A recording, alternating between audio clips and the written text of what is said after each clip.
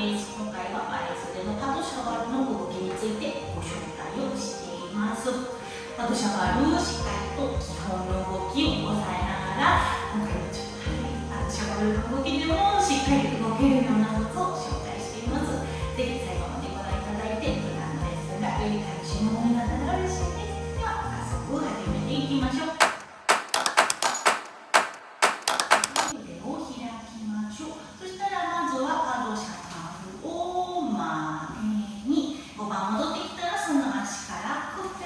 後ろに歩きます。せーのしたら一緒、前に歩く。後ろ、いく、そしたらアンクロはインサイドの足入れて、グミグミでお休みです。後ろから同じで、まずはパードシャバル、クッペ5番、クッペ5番、横から先行、インサイド、5、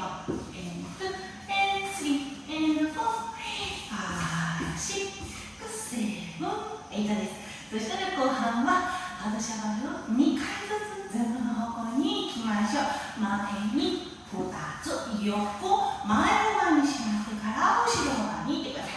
後ろ、後ろ、オールミブリー。後ろから、E2、N3、N4、E5、E6、ゴース3、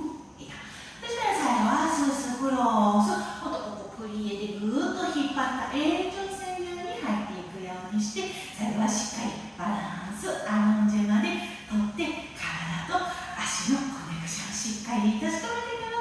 丁寧に降りて終わりになります。基本の動き方についてちょっと整理をしていきましょう。パドシャバル、まずはこの側からクーペを通って膝下だけを伸ばして感情を通って帰っていく。これがパドシャバルの動きになっています。結構ゆっくりめの時はこの通り道をしっかりと通って動くことができると思うんですけど、速くなってくると意外とこのクッペをすっ飛ばしてしまったりとか、蹴ってしまったりする方よくお見かけするんですけども、この基本の動き、クーペで決めた膝位置変えないで膝下を伸ばしていって感情を通って5番に帰れるように、この基本の動きしっかりと押さえておいてください。そしてこのパドシャバルでの動きで本当に肝になっていくのがクーペのこの入り方、ポジションの取り方になっていくと思います。クッペ結構やっぱ何気なくよいしょってつま先を足首のところ、軸足のところによいしょって持ってくる方、本当によくお見かけするんですけれども、別に合ってはいるんです。ポジションも合ってはいるんですけれども、やっぱり動きの本質、次の動きにつなげていけるようにバレエは本当によく考えられている動きとなっているので、なるべくこの軸の足を離れる瞬間がないようにクッペは入っていってください。5番からスーッと軸の足離れることなく、ここでパドシャバル、後ろのところでも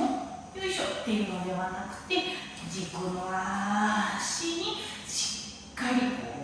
絡みついていくようなつもりでクッペを行っていけるようにします。で、このクッペの時にもう一つ気をつけていただきたいのが、骨盤と座骨位置を変えないように気をつけます。変えないというのはこの基本的な5番で立っているここのポジション、ここ座骨位置ね、しっかり決めておきます。決めておいた中でさっきの軸足に絡みつくクッペを使ってください。そうすると嫌でもこのターンアウト力がまずはついていくのと、自分の軸、中心線、重心位置を5番の時とクーペの時とそんなに変えることなくスムーズに重心の移動をすることができるので、ここの骨盤位置、座骨位置も変えずに軸足に絡みついて、よりターンアウト、膝下もしっかり回した足をどんどん作れるように、このクッペの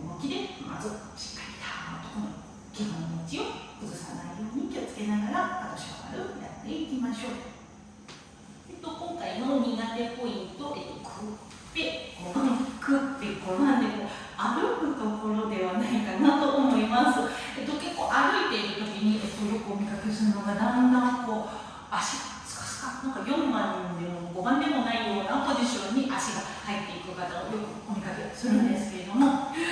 絶対に5番に入れるようにしてあげましょう。結構最初の動き出し、さっきやっていたところでも言ってたようにクッペ、絡みつくクッペは完成しやすいと思います。次5番に、後ろに入れていくときに先につま先から下ろしていくと、こういう4番中5番中よくわからないポジションに入りやすくなってしまいます。せっかく絡みついてターンアウトがしっかりできている足を作っているので、ここの内ももと座骨で5番をキュッと作り上げるようにしてかかとまで下ろしていくと、しっかりきっちり締まった5番ができると思います。しかも重心の移動をする必要が最低限で済むので、次のクッペの足も出やすくなるはず。本当にもう厳密には絶対無理なんですけども、クッペで歩いていくときは本当ずっともう同じ場所にいるようなつもりでクッペで歩いていくような意識を持って足を1回ずつ踏み替えていってあげてください。で、軸の足が特に動かないように、またこれも動かないようにというとね、語弊があるんですけれども、5番でせっかく作っているこの基本のポジション軸の足になりますね。ここの軸の足がもう絶対動かない、ぐっと引き上げた状態、床を押した状態をしっかりキープできていると、今度この5番に入ってくる足が迷子にならずに内ももを使う座骨をぐっと締めるようなつもりで5番に入っていくことができるように、ちょっと迷子防止のためにも軸の足がずっと床を押し続けて同じ場所に力強く立っていられるようにも、ここの苦手ポイントを乗り越えながら練習を頑張っていきましょう。さて、これで最後になるんですけども、やっぱり後半の動きで2回ずつ私はほら、よいしょ、全部の方向行くところ結構大変かなと思います。そう、音にも間に合わないといけないし、今までやってきた全部クッペ、絡みつくクッペとか膝に近くないとか全部守りながらやらないといけないので、すごく大変だと思います。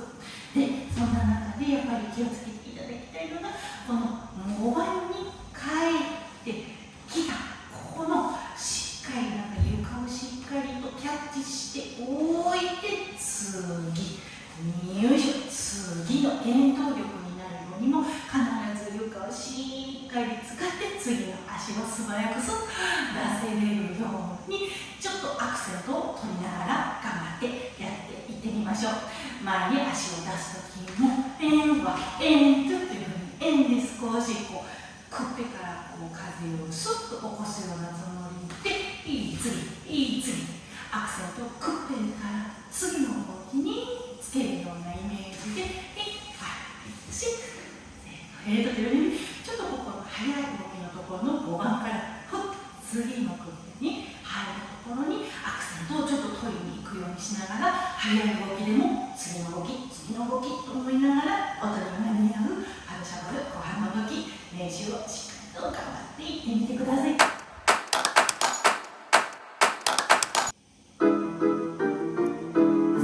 絡みつくクッペで動いていきましょう。頭位置が常に1センチ高いところで動けるようにも意識させながら、最後のアンクロワの動きまで入っていきましょう。一番体の中心から近いところ、内ももを必ず使うようにしながら5番へ入っていきます。つま先で動こうとしないようにくれぐれも気をつけて動いていきましょう。